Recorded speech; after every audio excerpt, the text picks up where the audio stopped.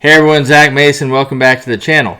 So if you're an American watching this, you probably have a skewed view of what is going on in the Russia and Ukraine war, specifically regarding the potential for peace. And that's what I want to talk about here in this video, because I know what's being talked about in our media, but if you go look at media outside the country and things that are being reported elsewhere, you get a very different view of what's happening. You're probably under the impression that Trump may be about to secure a ceasefire. You may even have the impression that a ceasefire has already begun in this conflict. It has not. Some of this false hope comes from the fact that Trump generally tends to keep his campaign promises, and he promised to bring peace to Russia and Ukraine. And he considers himself the master deal maker, and he thought that he was going to bully his way through this and make it happen. But he is up against a pretty staunch foe in Putin, a master chess player who knows exactly what he's doing. And for the record, because I think I need to make it clear, I'm not pro-Russia. Putin is not a good guy. He's an evil guy controlled by evil spirits, I believe, just like most of the world leaders. And he does not have good motives. He's a liar just like everybody else. But Zelensky is no saint. He's a liar. He's super corrupt. And anyways, but why do we have that impression here? Well, Trump said he was going to get peace between Russia and Ukraine, and he began exerting great pressure. He started these negotiations. Putin acted like he's open to it, like something's gonna happen.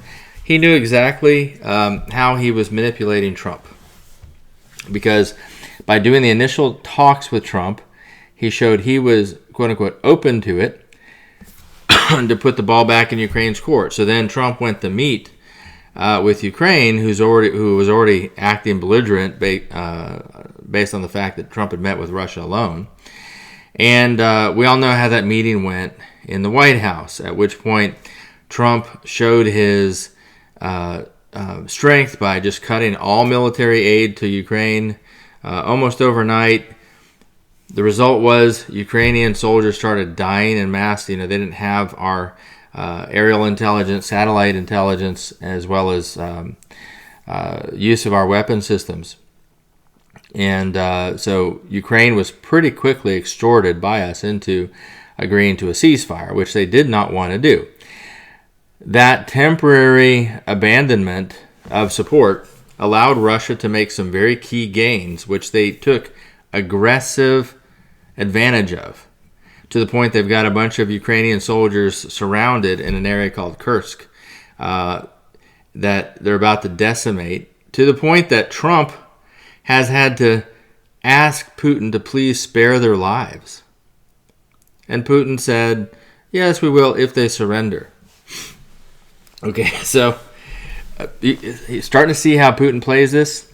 So that our Western media has reported that Putin has agreed to it, that Russia has agreed to a ceasefire as well, and so you're left with the impression that a ceasefire is underway. A ceasefire is not underway, and Russia has not agreed to a ceasefire. What Putin actually said was that Russia was open to a ceasefire if all Western troops, all foreign troops were removed from the battlefield. Okay, and you think that applies to American forces, Western forces, but actually he's, in his innuendo, actually referring to Ukrainian forces as well in Crimea and the Donbass and these other regions that they've already conquered and have decided are now going to be part of Russia.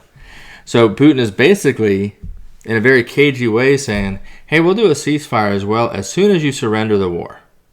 As soon as you surrender and give us everything we've asked for, we'll do a ceasefire. That's really what he's saying.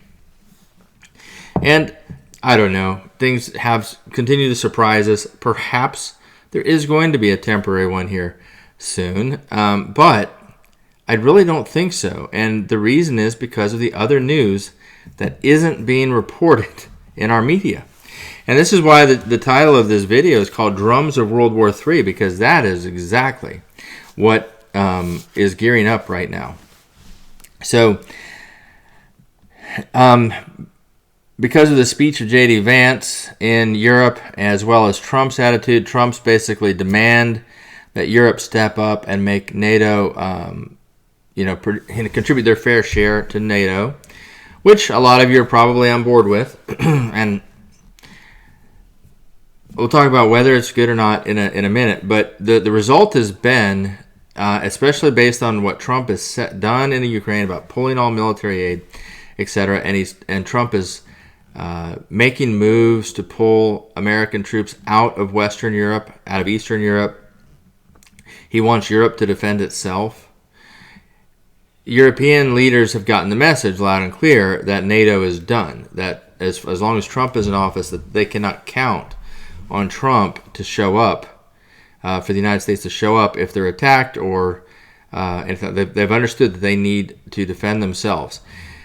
Something that Trump has, and this is just a side note for you to understand, good or bad, right or wrong, it doesn't matter. I just want to explain what the thinking has been so far over the past decades.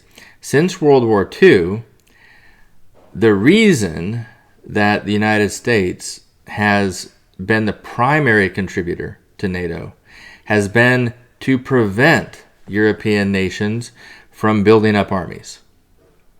Because when Europe has big armies, they fight each other, and we have centuries of them attacking each other, culminating in World War I and World War II, which were massively disastrous. So the purpose of NATO was partly to protect against Russia, or what they wanted to do, but it was also designed to keep European countries from fighting each other, to keep them from having large militaries, so they become under our wing of protection. We're over here on the other side of the Atlantic, and we're not tempted to fight that way because we don't want territory or the resources. And so it was a way of keeping the peace. Now, today, Trump and many others are viewing this as unfair, that we've been contributing an unfair share of the defense burden, but there's no understanding of why it was set up that way, was to keep the peace. And now that we're pulling out and telling them they got to defend them for themselves, you're seeing the results. That peace is going out the window. So whether or not that was a good strategy, whether we should have ever done that, it doesn't matter. The result is the result. And what is going on right now is a militarization of Europe. So Trump is getting what he's asking for. And so the first thing, there's just multiple news. So I'm going to put links to these news stories in the description of this video, so that you can watch these for yourself and see that I'm not making these details up. But for example, in Germany, all of many of the European governments have pledged that they're going to immediately begin to militarize Europe.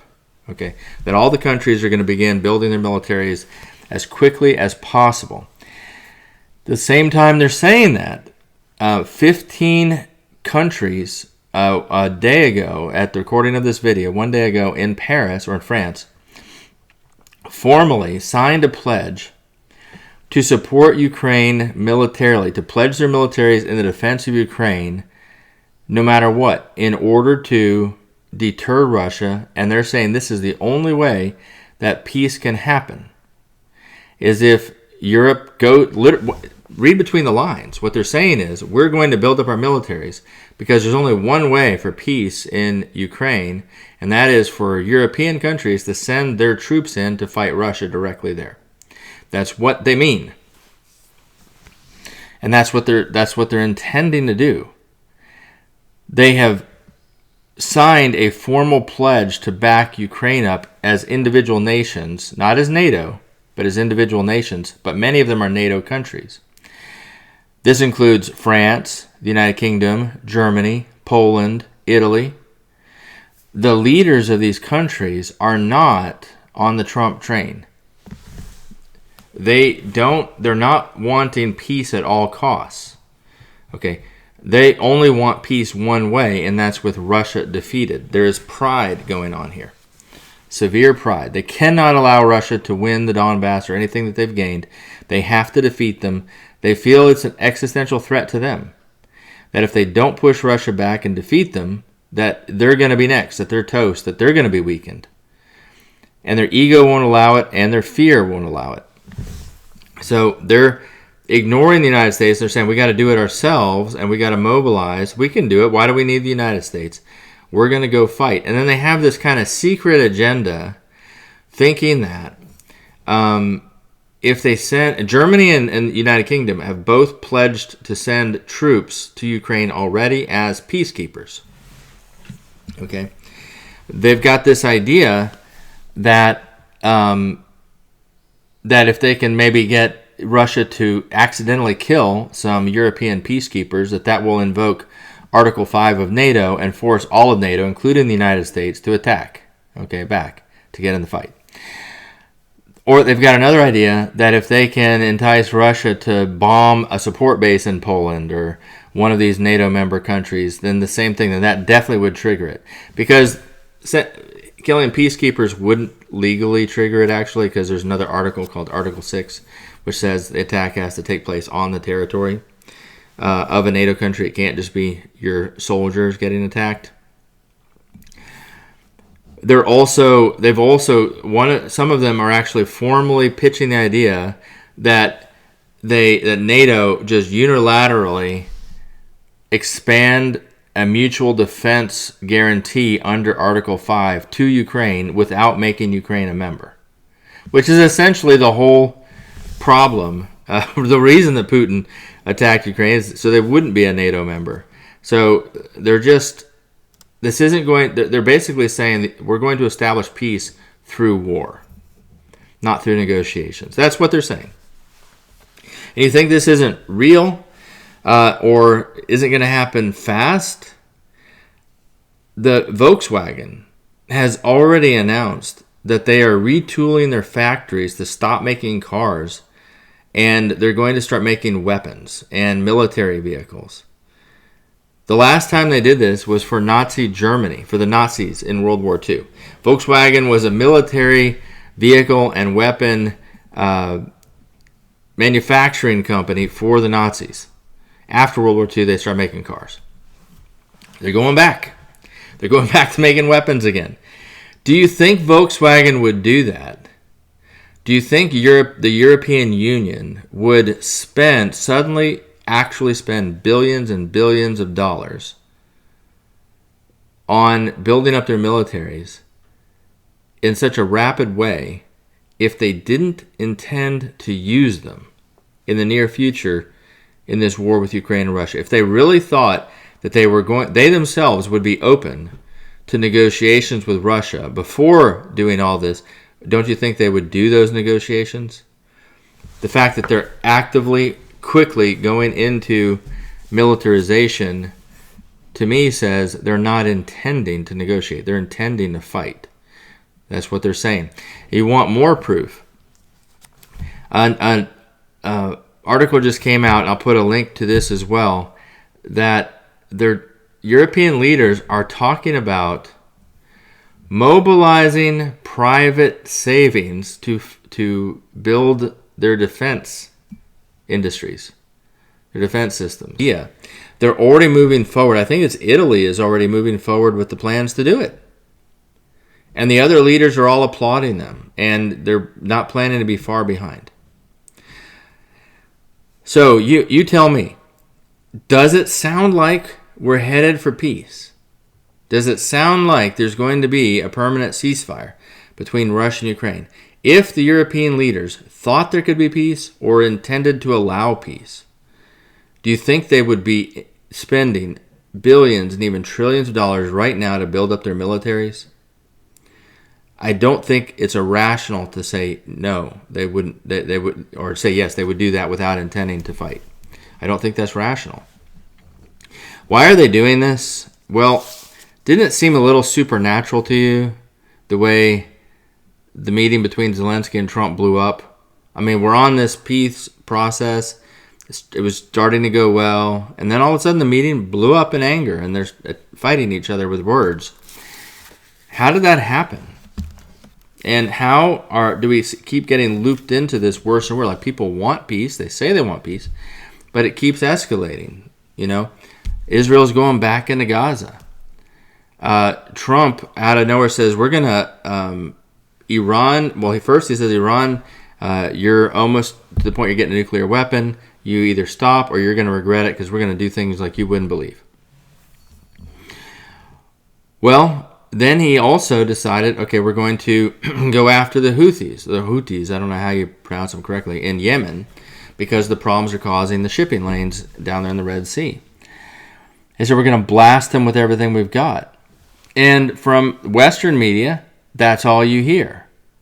But if you hear the other side, the Houthis have been firing cruise missiles back at our aircraft carrier, the Harry S. Truman, and they've hit it 3 times. Now, it hasn't gone down, of course, and the damage is claimed to be minimal. But the Houthis haven't gone down. They haven't gone belly up like Trump expected. He thought we're just going to unleash the Air Force and the Navy and they'll be done, just like what happened in Iraq. No, the nations of the world have been studying us and our military and the way we fight, and they're ready. And they've still got missiles that they're capable of launching, and they hit us significantly enough that Trump has complained and threatened Iran over it because Iran is their supplier. Complicating this fact is that Russia and China just met with Iran and told them that they're backing up their nuclear program, that they're in agreement with their nuclear program and willing to help them. That's really bad. So now if we attack Iran to stop their nuclear program, aren't we attacking Russia and China, or potentially killing Russia and Chinese soldiers, scientists? The opportunity to fix all these problems was a long time ago. We're past the line.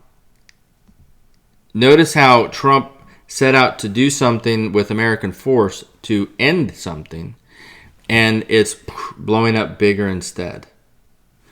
We have the massacres in Syria going on. Why? Because the Alawites tried to take back, who were allied with the former president Assad, tried to do a little exercise against the new ISIS commanders of Syria, and then the ISIS guys running Syria, who are basically from all over the Muslim world,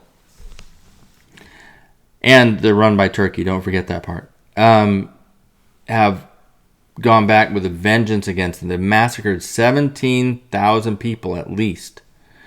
Mostly Alawites, some Christians. They've done heinous things. They're carving people's hearts out of them. Sorry, I should have warned anybody with kids to stop the video before I say this part, but just research the things they're doing to women, to kids, it's so sad. And then not to mention what's going on in Congo and other places where massacres are happening. Have you ever, if you're older, have you ever experienced, young people don't really know any different, but if you're older, have you ever experienced a time in your life like this, with so many wars and rumors of wars? I don't think you can really argue that you have, because I know I haven't, and I've, been around long enough to know this is very different. Why is this happening? Let's ask ourselves, why is this happening? Revelation chapter 6, verses 3 through 4. When he opened the second seal, I heard the second living creature saying, "Come and see." Another horse, fiery red, went out, and it was granted to the one who sat on it to take peace from the earth, and that people should kill one another. And there was given to him a great sword. So the reason that you're seeing this all over the world, and it's not even organized in a way like World War II was, with Hitler and Japan and Italy being aggressor nations trying to establish empires. This is like everywhere. Fires happening everywhere and getting out of control. The reason is the Red Horseman has been released. I've been talking about that on this channel for a while. It's been a bit since Jesus broke the second seal. And many of you who, if you're new to the channel, you might be saying, well, what about the first seal? And what about the rapture? My friends, the rapture comes after the mark of the beast, before the bowl judgments. The rapture is pictured in chapter 14 of Revelation. This is chapter 6. He said, what about the first seal? The first seal is a white horse, which culminates in the Antichrist, but the white horse himself is a spirit of deception. And the end of the white horseman's influence is the appearance of the Antichrist. That's the culmination of it. The red horse is already riding, and we have fake news, don't we? All kinds of deception and fake news from all over the place. All kinds of delusions and lies. The white horse is riding as well. So the red horseman is riding, and he is taking peace from the earth, and he has been given a great sword, and people are killing one another. And it's heartbreaking. And it will culminate eventually in World War III and beyond, because there is more beyond World War III. That's when the Antichrist really takes his seat, is after World War III. Now,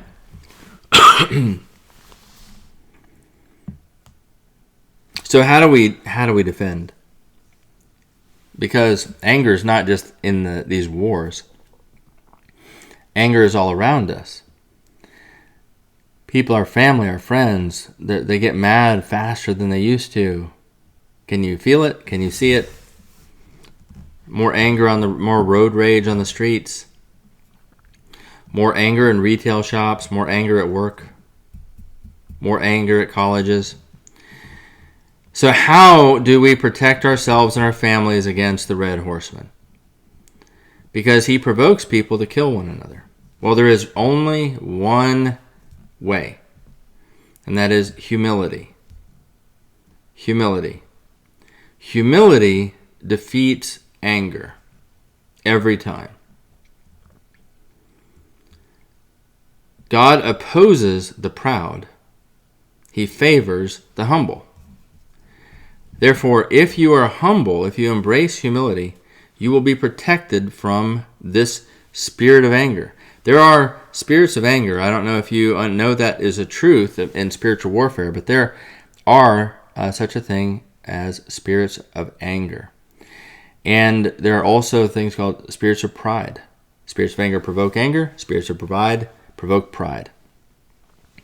In creation, for those who aren't aware, I have written a book called The Gospel According to Nature, where I examine God's natural symbolism, the spiritual lessons that He's encoded into creation, and how those line up with the Bible. And in that, I talk about insects and how they represent these spirits that are lesser than fallen angels, etc. But in the spiritual realm, spirits of anger, in creation, spirits of anger are represented by wasps and bees, hornets. You know, when a wasp or hornet stings you, your immediate reaction is, you get kind of mad. Spirits of pride are represented by spiders. Okay? And I'm not going to go into the symbolism here of why. Just another time when it'll take too long for this video.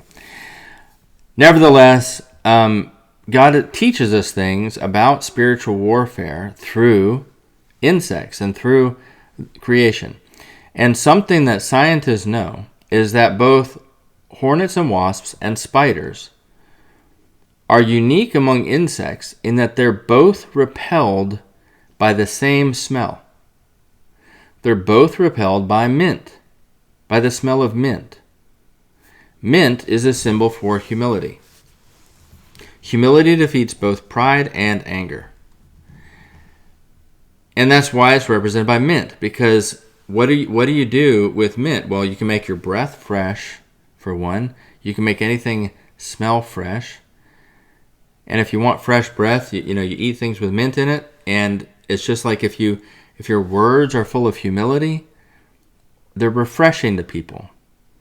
If your words are full of pride, your breath smells. People don't like to listen to you. Also, mint wakes us up. It is one of the few scents that'll waken us up from a sleep. It'll make us more alert. And humility does that. Pride is what puts us to sleep. Spiritually asleep, I mean. And as I'm talking about the red horseman, that is my question to you. Are you awake? Are you awake? Are your eyes open? Do you see that the red horseman is riding? Or is this a struggle for you? Do you think, no, there's no way he can be right about that? All these pastors would have talked about it. The church isn't talking about this at large. There are people talking about it. Believe there are Christians talking about it. But you're right, most pastors aren't, unfortunately. Why? Ultimately, it's pride. Or ego of some way. A lot of pastors actually do suspect the red horseman may be riding, but they know all the teaching about the pre-tribulation rapture and how that would scare people, and they don't want to make people in their church afraid. They don't want to step out on a limb and have other pastors mock them. They don't want to be ridiculed. They don't want to put up with a lot of questions from their congregation. These are all ego fears that prevent them from speaking what they may suspect is true. Well, I'm here to tell you it's true. Red Horseman's riding. He's right there in the news. And it's heartbreaking. But the way to defeat it is humility. And that is really what we need to be encouraging everyone we know to do, is to embrace humility and ask God every day to grant us more humility. That is the key. That defeats the Red Horseman. That will protect you from many of the problems that the Red Horseman provokes. In the meantime, I also would ask you to please pray for all the people in these regions who are struggling. Pray for the Christians, especially in Syria and Lebanon, maybe next. Pray for them, for their protection. Pray for their spiritual strengthening. By the way, right now, Path to Hope, we are doing a campaign. We have many of you are familiar with our Path to Strength course, and we have translated it to Arabic. I had the privilege of a year and a half ago going overseas to the Middle East, and I got to train a bunch of pastors and launching Path to Strength groups. We've done the Path to Strength videos on our website. One of my viewers got the videos, the Path to Strength videos, to a friend of theirs in Ukraine. And this man wrote me, and I was so humbled because he explained that the course had saved his life. He said he had been a lukewarm Christian or weak in his faith. By going through the course and doing the action steps, which are including repenting daily, confessing your sins daily, being in prayer daily, how to pray correctly, being in fellowship, being in the Bible every day, increasing righteousness. These are some of the steps it teaches. As he did that, he felt stronger. He got more confident in his faith. He began to feel close to God. He began hearing God speak to him. And God speaking to him helped him stay alive. He's been fleeing the Russian and even his own government at times that want to conscript him into the military for what would probably be certain death. And he says the voice of the Lord is guiding him now and telling him what city to go to, whether to go left, to go right, these kind of things. And that was so encouraging to me that it had been used that way. So right now, we are working and trying to get the Arabic Path to Strength, but you can download it for free in Arabic, or English for that matter, from our website, path2hope.org. And we're trying to get this into the hands of Syria, or get a link to that webpage into the hands of Syrian Christians so that they can be strengthened as they're going through this persecution and encouraged too. We want to help them. And so I would ask you, if you could help us do this, we would greatly appreciate it. One way you can help is if you know anybody in Syria, if you have any contacts in Syria that are Christian, if you could email them the link to our Arabic Path to Strength page, we would greatly appreciate it. Ask them to pass it around. It's free.